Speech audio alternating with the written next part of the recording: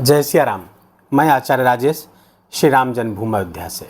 प्रिय दर्शकों, ज्ञान, धर्म और भाग्य के कारक ग्रह देवगुरु बृहस्पति, तर्क, बुद्धि और संवाद के कारक ग्रह बुध की राशि में गोचर करने जा रहे हैं और वर्तमान में देवगुरु बृहस्पति अतिचारी अवस्था में रहेंगे और ये लगातार 8 वर्ष तक अतिचारी रहेंगे, अर्थात 2025 से लेकर 2033 तक अतिचारी गति करेंगे। अतिचारी गति क्या होती है?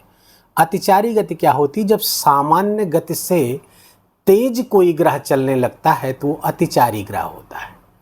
देवगुरु बृहस्पति 1 वर्ष तक एक राशि पर रहते हैं, लेकिन इस परिवर्तन में वो जो स्थान वो 1 वर्ष में तय करते थे, जो यात्रा वो 1 वर्ष में तय करते थे, वो यात्रा वो मात्र 5 महीने में तय करने वाले हैं।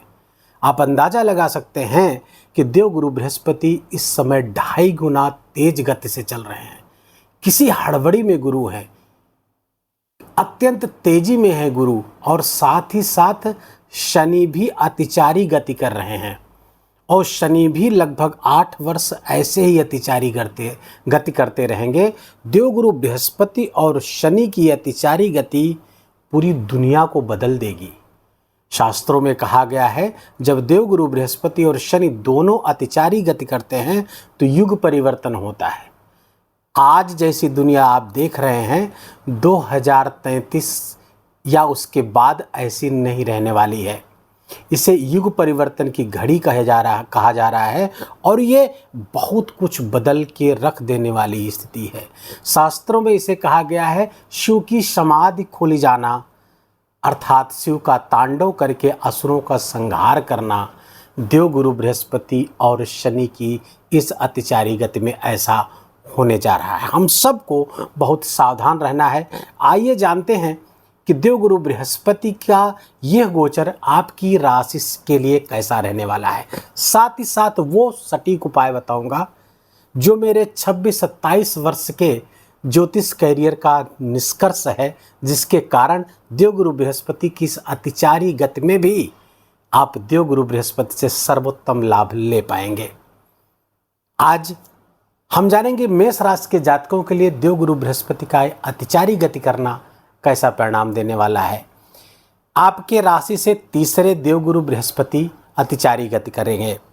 अब ध्यान रहे ये समय कब होगा। 14 मई की रात में लगभग 10:30 बजे देवगुरु बृहस्पति अपनी वर्तमान वृषभ राशि को छोड़ करके मिथुन राशि पर गोचर कर जाएंगे और यहाँ पर वो 18 अक्टूबर 2025 तक रहेंगे। 18 अक्टूबर 2025 को ये कर्क राशि में गोचर कर जाएंगे, जहां पर ये 5 दिसंबर 2025 तक रहेंगे। 5 दिसंबर से लेकर के 2 जून 2026 तक पुनः मिथुन राशि पर आ जाएंगे। अर्थात ये इतनी जल्दी गति करना और स्थान परिवर्तन करना, ये अतिचारी गति लगभग 2.5 गुना तेज गति से क्या परिणाम देंगे मेष राशि के जातकों के लिए। देवगुरु बृहस्पति का आपके राशि से तृतीय स्थान पर गोचर करना। तृतीय स्थान वैसे भी कम्युनिकेशन की राशि है, कम्युनिकेशन का स्थान है, और यहाँ पर जो राशि होती है वो कौन सी है? मिथुन राशि। मिथुन संचार की राशि है, संवाद की राशि है, कम्युनिकेशन की राशि है। तो ऐसे, और ये शॉर्ट ट्रैवल की भी राशि है, छोटी दूरी की यात्राओं की भी राशि है। तो छोटी दूरी यात्राएं ये फायदेमंद होने वाली हैं। तृतीय का गुरु है तो बहुत अच्छा नहीं माना जाता है, लेकिन मैं बताऊंगा कि देवगुरु बृहस्पति आपके लिए कैसे ये सर्वोत्तम लाभ लाने की स्थिति में होंगे। तो पहले तो ट्रैवल्स से लाभ, शॉर्ट टर्म के ट्रैवल से लाभ, छोटी दूरी की यात्राओं से लाभ कराएंगे। दूसरी बात, यहाँ पर देवगुरु बृहस्पति चूँकि भारी ग्रह हैं, वजनी ग्रह है, कहा जाता है कि जिस भाव पर बैठते हैं उस भाव को दबा देते हैं, क्योंकि भारी है ना। अब ये जो राशि है मिथुन राशि, वायु तत्वीय राशि है। यहाँ पर पृथ्वी तत्वीय ग्रह देवगुरु बृहस्पति इस भाव को दबाएंगे। अब दबाने का अर्थ ये हुआ कि देवगुरु बृहस्पति यहाँ से संबंधित जिम्मेदारियों को बढ़ा देंगे, अर्थात जिम्मेदारियां कौन सी बढ़ने वाली हैं? आपको अपने पराक्रम, पुरुषार्थ, प्रयास, प्रयत्न, रिस्क लेने की क्षमता की जिम्मेदारी को उठाना पड़ेगा। इसको इग्नोर किया आपने तो देवगुरु बृहस्पति उल्टा परिणाम देने लगते हैं, बुरा परिणाम देने लगते हैं। लेकिन जिस भाव पर देवगुरु बृहस्पति बैठते हैं, अगर उस भाव की जिम्मेदारी उठाने के लिए व्यक्ति तैयार हो जाए तो देवगुरु बृहस्पति बहुत मदद करते हैं और बहुत ही जबरदस्त परिणाम देते हैं।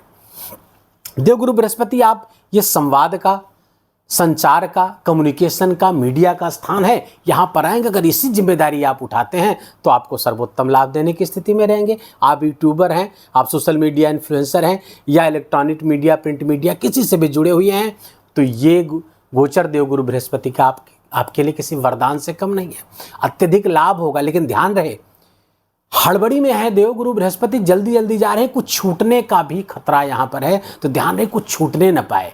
आप पीछे होकर के देखते रहें कि चीज़ों को समेटते हुए चलें, जल्दबाजी में कुछ छूटने ना पाए। यह स्थान कौन सा है? भाई बहनों का भी है। देखिए, उनका इग्नोरेंस ना होने पाए, उनका भी ख्याल रखना, वो छूटने न पाए इस जीवन की सापाधापी में, क्योंकि ये काम त्रिकोण की राशि है, मिथुन राशि, अर्थात सांसारिक भोग की राशि है। यहाँ पर जाए तो सांसारिक आपाधापी में आपके भाई बहन न छूटने पाएँ, इस बात का ध्यान रखना होगा। और यहाँ पर देवगुरु बृहस्पति जब आएंगे तो ज़बरदस्त परिणाम आपके लिए लेकर के आएंगे। ट्रैवल्स से आपको लाभ होगा, कम्युनिकेशंस मैंने बताया, सोशल मीडिया इन्फ्लुएंसर्स वगैरह को, यूट्यूबर हैं, फेसबुक आदि, इन सब के लिए बहुत ज़बरदस्त परिणाम लेकर के आते हुए दिख रहे हैं। थोड़ा सा अपने प्रयास को बढ़ाना होगा, आलस्य में, प्रमाद में समय को नहीं बिताना है, ये संकल्पबद्ध हो जाइए। क्योंकि ये कहा गया है कि देवगुरु बृहस्पति भारी है, जैसा मैंने समझाया। तृतीय स्थान पर जब भारी होंगे तो आलस्य भी देते हैं, ये प्रमाद भी देते हैं, क्योंकि देवगुरु बृहस्पति का यमकेयस का स्थान है, वर्णकारक का स्थान है, तृतीय स्थान। तो ये आलस्य और प्रमाद देते हैं। आदमी निष्क्रिय होकर के बैठ जाएगा तो देवगुरु बृहस्पति विपरीत परिणाम देने लगेंगे। ध्यान रहे, तो आपको हमेशा सक्रिय रहना है, इस बात का ध्यान रखना है। घड़ी को, जो घड़ी पहनते हैं आप, उसे दाहिने हाथ में मेष राशि के जातक बांधना शुरू कर दें। 14 मई से, ये बहुत बड़ा उपाय बता रहा हूँ, ये सामान्य उपाय नहीं है। जो लोग हमारे दर्शक इस बात को समझ रहे हैं मैं क्या कहना जा रहा हूँ, वो मुस्कुरा दिए होंगे। जी हाँ, दाहिने हाथ में अपने आप घड़ी बांधना शुरू कर दीजिए। देवगुरु बृहस्पति आपके हमेशा एक्टिवेट रहेंगे। लेकिन ये सब राशियों के लिए नहीं है, केवल मेष राशियों के लिए है। अन्य कोई करेगा तो उसको दुष्परिणाम भी इसके प्राप्त होंगे। तो देवगुरु बृहस्पति यहाँ से 5वीं दृष्टि जो डालेंगे, देखिए भृगुनंदी नाड़ी में जो कहा गया है, भृगु नाड़ी का एक सूत्र है, देवगुरु बृहस्पति यदि राशि से गुजरते हैं या विवाह के स्थानों को देखते हैं तो ये विवाह कराते हैं। संतान और विवाह के कारक हैं ये, भृगु सूत्र में भी ये बात बताई गई है, विवाह और संतान के कारक हैं। तो इन राशियों पर इनकी दृष्टि पड़ेगी या इस पर से गुजरेंगे तो वहाँ से परिणाम देंगे। देवगुरु बृहस्पति की 5वीं दृष्टि आपके 7वें स्थान पर पड़ेगी, फलता विवाह के। मेष राशि के ऐसे जातक जो विवाह के योग्य हैं, विवाह करना चाहते हैं, उम्र हो चुके, तो उनकी विवाह की भी संभावनाएं बहुत प्रबल कर रहे हैं देवगुरु बृहस्पति। जीवन साथी, गृहस्थ जीवन पहले से है, जीवन साथी के साथ संबंध आपके बेहतर होंगे, वहाँ पर ग्रोथ। देखिए देवगुरु बृहस्पति ग्रोथ के कारक है, जहाँ देंगे अमृत, यहाँ अमृत की वर्षा करेंगे आपके गृहस्थ जीवन पर। व्यापार का स्थान भी ये है, तो व्यापार आपका फलेगा फूलेगा, गृहस्थ जीवन में प्यार पलेगा फूलेगा। और साथ ही साथ देवगुरु बृहस्पति की जो 7वीं दृष्टि है वो आपके 9वें स्थान पर पड़ रही है।